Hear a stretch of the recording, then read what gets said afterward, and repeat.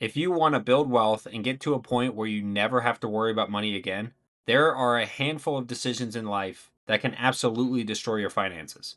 Some of these mistakes are so costly that they can take years or even decades to fully recover from. When I was putting this video together, I thought about the situations that would legitimately keep me up at night if I find myself in any of these situations. The kinds of financial disasters that can completely derail the goals and force you to crash out in life. Now, if you're currently dealing with any of these 5 situations that I'm going to talk about in this video, stick with me here. I'm not here to beat you up or tell you how badly you messed up. My goal here is to bring awareness to what I believe are some of the biggest financial landmines people can step on, and more importantly, I'm going to give you practical ways to start digging yourself out if you are in one of these. Financial mistakes will happen. What matters is what you do next. Another reason I wanted to make this video is because I've spent the last 4 years learning personal finance, learning investing, learning about wealth building, and I've noticed the same patterns showing up over and over again among the people who are struggling financially. Financial struggles are rarely because you're not smart and you don't work hard. More often than not, it's because of one or two major financial decisions that had consequences far bigger than you realized at the time. The 5 financial disasters we're going to cover today are getting divorced, carrying large amounts of credit card debt, taking on massive student loans for a degree that doesn't provide a strong return on investment, buying a house that's way outside your budget, and finally, the one I think is the easiest mistake to make when you're young, not investing during your 20s. Think of it like playing Call of Duty like I'm doing right now. Most financial mistakes are like getting sniped from across the map. They sting, but you're going to recover. However, these 5 mistakes in this video are more like pulling out an RPG, aiming it directly at your feet, and pulling the trigger. Complete self destruction. So let's not waste any time here. Let's start with financial disaster number 1, and that is divorce. The first financial disaster on this list is divorce, and I know this one is going to be a bit controversial because nobody ever gets married and ever expects to get a divorce. Every couple thinks they're going to be the exception.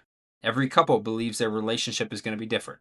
But the reality is that choosing who you marry is probably the single biggest life decision and financial decision you will ever make in your entire life. It's not buying a house, it's not investing, it's not choosing a career.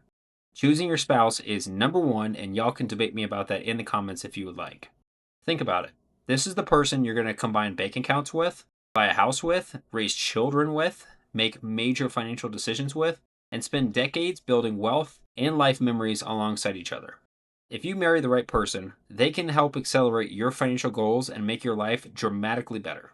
If you marry the wrong person, they can completely destroy years of financial progress and ruin your life in every other aspect. A lot of people talk about prenups when this conversation around divorce gets started, and I'm not against prenups at all because I know it makes sense in certain people's lives and situations. But I think people sometimes focus too much on protecting themselves after they've already chosen the wrong person.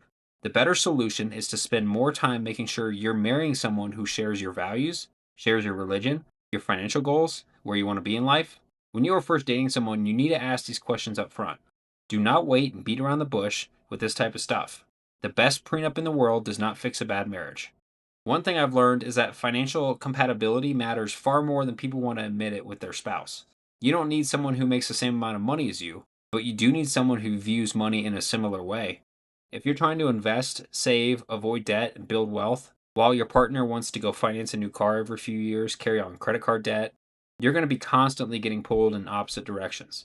And correct me if I'm wrong here, but I'm pretty sure financial problems are the leading cause of divorce in the United States. Before you get married, have the uncomfortable conversations. I swear, Gen Z never wants to have uncomfortable conversations anymore, and it's one of my biggest pet peeves, to be honest. I don't like beating around the bush with things. You need to talk about debt. You need to talk about spending habits. You need to talk investing. You need to talk children. You need to talk religious beliefs. You need to talk about retirement. The time to figure out that you're financially incompatible is before the wedding, not after you've signed legal documents and intertwined your entire life together. The reason divorce is such a financial disaster is because it's death by a thousand cuts. You have all these attorney fees, you got court costs, you split all your assets pretty much right down the middle. You could be selling a home, you could divide accounts, have child support, splitting time with kids. I mean, the list goes on and on. What's especially painful too is that many people don't just lose money during a divorce. They lose time. Maybe they have to start a big portion of their retirement savings over again. Maybe they have to rebuild that emergency fund, downsize the lifestyle. Time is one of the most valuable assets we have when building wealth, and divorce is a great way to destroy that progress. That's why I believe choosing the right spouse deserves far more attention than choosing the right investments because it doesn't get the same level of attention and isn't talked about enough. My take is the person you will marry will have a bigger impact on your financial future than almost any investment decision you'll ever make. I am so fortunate to be marrying a wonderful and beautiful woman, and I do not take that for granted. So if you're single, don't rush this decision. Seriously, take your time, ask hard questions, pay attention to any red flags you may see. Look at how your partner handles money when things are going well and when things are going poorly. Look at whether they're willing to make sacrifices for future goals. All those traits matter. So, gents, please, please, please take your time on this decision and make sure you are marrying the right person. The second financial disaster on this list is credit card debt, and this one is especially dangerous. Most people don't wake up one morning and decide they're going to bury themselves in debt because that would be catastrophic. Debt accumulation happens slowly. A few purchases here, a vacation there. Maybe an emergency expense pops up and you don't have an emergency fund intact, so you have to use a credit card. Maybe money gets tight for a few months. Before you know it, you've got a balance that keeps growing faster than you can pay it off because the same compounding effect that can happen with your investments can also happen the reverse way with debt, and that's a scary thought. What makes credit card debt so dangerous is that it's one of the few financial mistakes that actively works against you every single day. And another bad part of this is that credit card debt often doesn't feel like a crisis at first, like I just mentioned earlier. So let's say you do find yourself with a large credit card balance at the end of the month. If you're only making minimum payments, you're often barely making progress at all, while the interest continues piling on in the background. Your best move is to pay the statement balance, or better yet, just pay off the credit card in full every month. This is where people get trapped. They convince themselves they're handling the debt because they're making just the minimum payment every month. If you just make the minimum payments, it's going to feel like you're running on a financial treadmill that never slows down. A huge portion of every minimum payment once your credit card balance goes up far enough is literally only going towards that super high interest rate rather than reducing the credit card balance itself. Let's put this into perspective. Imagine you have $15,000 of credit card debt at a high interest rate. Every month, that debt is just sitting there growing. Every month, you're sending money to the credit card company to pay off your discretionary spending instead of investing that money, instead of letting that money go into an emergency fund, instead of putting it towards your future. The debt isn't just costing you the interest, it's costing you all the opportunities that money could have been used for instead of paying off the debt. That's why I view high interest consumer debt as an emergency. If I woke up tomorrow with $20,000 in credit card debt, I wouldn't be worried about maxing out my Roth IRA. I wouldn't be worried at all about contributing to my 401k. My financial focus would be eliminating that debt as fast as humanly possible. One of the biggest mindset shifts that helped me avoid credit card debt, and something that you can implement too if you find yourself getting into credit card debt, was realizing that debt steals future freedom away from you. Every dollar you borrow today is a dollar your future self has to pay back later, usually with a lot of interest attached. You're essentially spending tomorrow's money to buy something today. A lot of the things people finance with credit cards aren't even life changing purchases either. It's things that often lose their excitement long before the debt is paid off. There's nothing worse than making payments on something you don't even care about anymore 5 years down the road. Now, credit cards are great if you can use them responsibly. And if you're a credit card guru, you can get a good bang for your buck with some of these credit cards on the market. If you're currently dealing with credit card debt, don't panic. Plenty of people have dug themselves out of this and gone on to build tremendous wealth afterwards. The first step is getting brutally honest about your situation. Stop adding to the balance. Cut unnecessary spending. Increase your income if possible. I would recommend attacking the highest interest debt first. It might take time, but every dollar you eliminate in debt is a guaranteed return on your net worth if you think about it that way. If divorce is the financial disaster that can blow up decades of progress all at once, credit card debt is a slow leak that will sink the ship over time. It doesn't look dramatic in the beginning, but if you ignore it long enough, it can destroy your ability to build wealth. The third financial disaster on this list is taking on massive student loans for a degree that simply doesn't pay enough to justify the cost. And before anyone gets upset, I'm not saying college is a bad idea. In fact, college can be one of the best financial investments you'll ever make if you choose a good degree and stay out of a lot of debt. The problem is that too many people treat college as an experience instead of an investment that they are taking on massive debt to be a part of. When you invest in a stock, a rental property, a business, you probably ask yourself a pretty simple question. What am I getting in return for the money I'm putting in? And for some reason, when it comes to college, that question often gets thrown out the window. At 18 years old, people are encouraged to sign paperwork committing themselves to tens of thousands and sometimes hundreds of thousands of dollars in debt without fully understanding what that debt means or how difficult it might be to repay that. Let alone, you might not even get a basic coursework on personal finance and financial literacy. We're told to follow our passion at a young age, follow your dreams, and the money will figure itself out later. While that sounds nice, the reality is that most student loan payments don't care and will show up whether your dream job pays well or not. The issue isn't necessarily the degree itself. The issue is the relationship between the cost of the degree and the income it produces afterwards. If you borrow $40,000 and graduate into a career earning, let's say $90,000 a year, that's a very different situation than borrowing $150,000 and graduating into a career that earns you $45,000 a year. College is an investment in your future earning potential. Just like any investment, the return on that investment matters. One of the biggest financial mistakes I see people make is focusing entirely on what they want to study while completely ignoring what the life looks like after graduation. They think about the next 4 years, but don't think about the next 40 years. Here's what makes this particularly dangerous: student loans often follow you everywhere. Unlike a car you can sell, or unlike a house you can move out of and sell, that student loan debt stays attached to you. It can actually delay buying a house. If you don't pay it, the government can garnish your wages. It can literally delay investing. It can delay you starting a family because you don't have the money. The feds will come after you for this if you can't make your student loan payments. It can affect nearly every major financial decision that you make for years following. Let's say two people graduate college at 22 years old. One person leaves school debt free and immediately starts investing a few $100s every month. The other person leaves with a large student loan payment and it consumes a significant portion of their income. Fast forward 10 or 15 years, and the gap between those two people can be enormous. Not necessarily because one earned more money than the other, but because one had the freedom to build wealth while the other was too busy paying back all that debt from a decision to spend a bajillion dollars and get a degree that doesn't pay well, and you're just getting drunk every weekend in college and taking on massive debt. What frustrates me about this topic is that society often acts like questioning the financial value of a degree is somehow offensive, and it's not. We question other investments all the time. We compare stocks, we compare houses. Yet when someone asks whether a degree provides a good return on investment, people suddenly get all defensive and personal.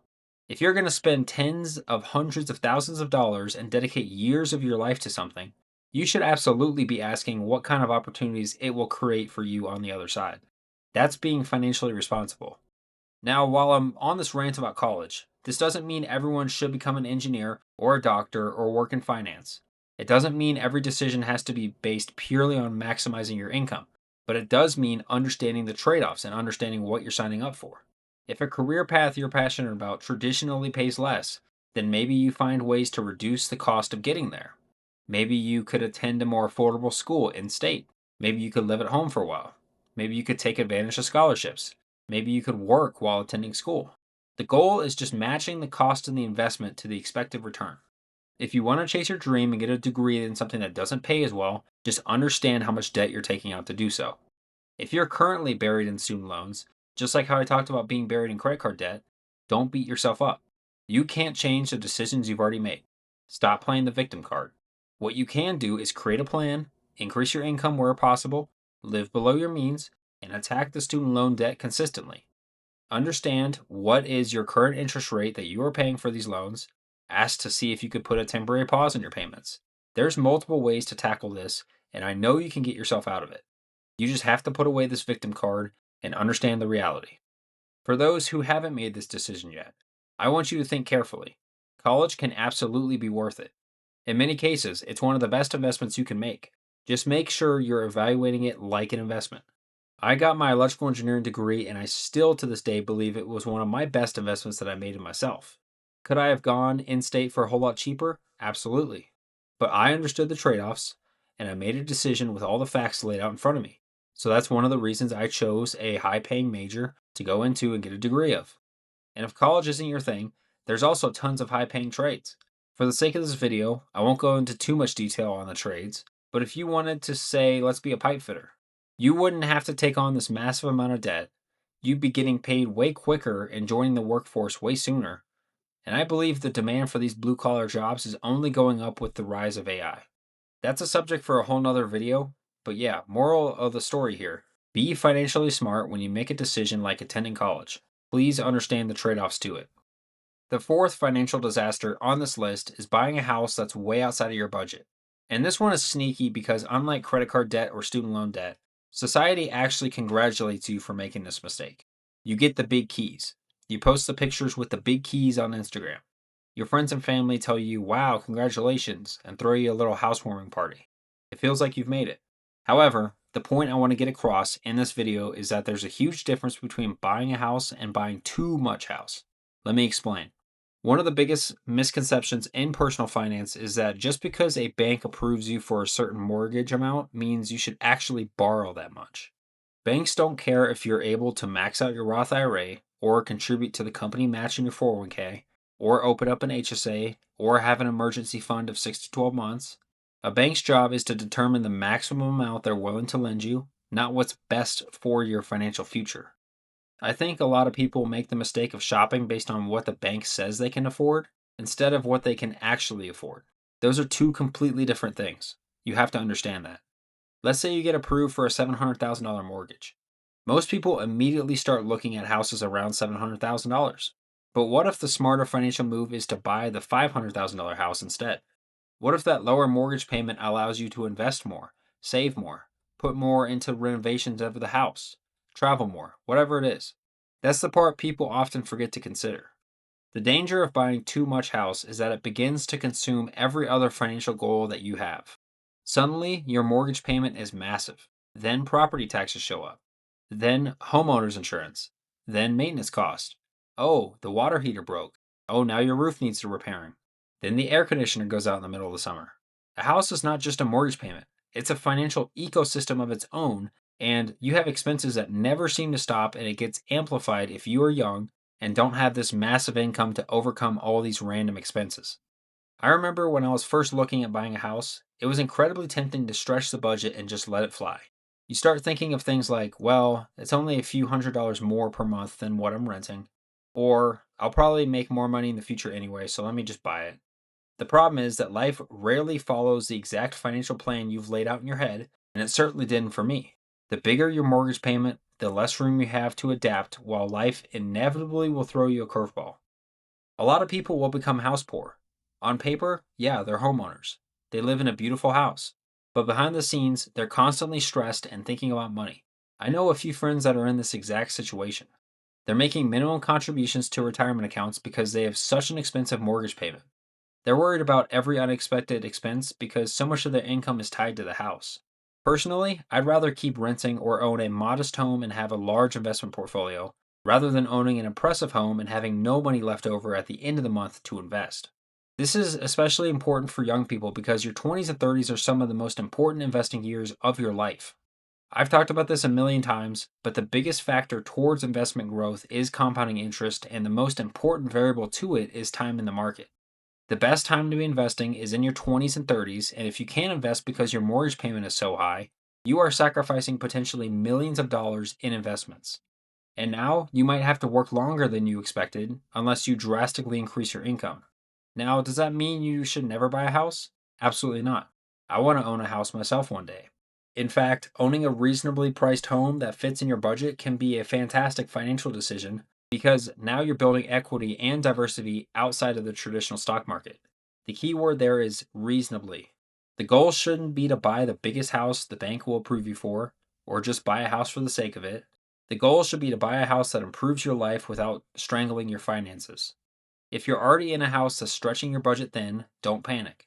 Focus on increasing your income, paying down all that other debt outside of your mortgage, and building financial stability around the mortgage. That sounds familiar because these are just the core personal finance principles. But if you're currently shopping for a home, I want you to remember this. The easiest time to avoid becoming house poor is before you sign the paperwork. Once you're locked into a massive mortgage, your future options start shrinking very quickly. The fifth and final financial disaster on this list is not investing during your 20s. And unlike divorce, credit card debt, or taking on massive student loans, this mistake doesn't feel like a mistake when you're making it. It's one of the reasons why it's so dangerous. The most common phrase you'll hear from most people is that they'll just start investing later when they understand more or when they make more money. The problem with that mindset is that there's no stopping point to hold yourself accountable. Then 1 year turns into three, 3 years turn into five, and before you know it, you're 35 years old wondering where all the time went and why your investments are so low.